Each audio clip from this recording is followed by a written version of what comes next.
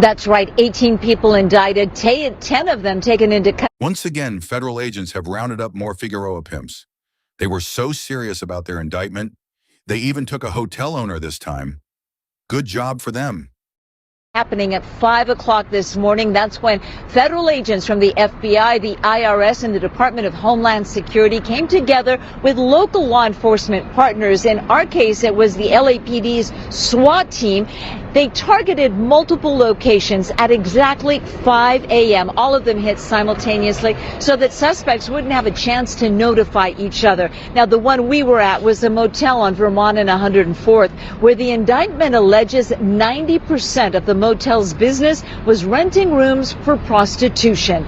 A total of 18 defendants, 17 men and 1 woman, were indicted today in phase 2 of an operation called Broken Blade. Now, most defendants are members of an infamous South LA street gang that federal agents say operates like a business and is behind the prostitution on the Figueroa corridor.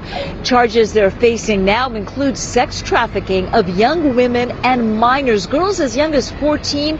Many of them, the indictment alleges, are in the foster care system. Over 50 victims have been identified. 5 of them were actually found today. Other charges include human trafficking through force, fraud, and coercion, drug trafficking, money laundering, assaults, robberies, kidnappings, and other violent crimes. They are also accused, the gang members are, of being what's called in the indictment an EBK. That stands for everybody killer. The indictment saying that these gang members will, quote, kill anyone or commit violence against anyone who stands in their way of making money or promoting human trafficking. Now, this morning there was a media briefing with the first assistant U.S. attorney for the Central District of California, Bill Isaley. He was joined by the LAPD chief, Jim McDonald, and he talked about some of the victims in these human trafficking cases.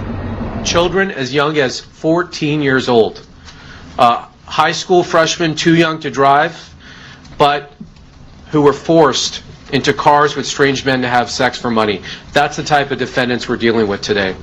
These defendants recruited runaways, girls from foster care systems, and other vulnerable victims who turned to social media for affection, but these defendants ended up grooming them, recruiting them, and exploiting them.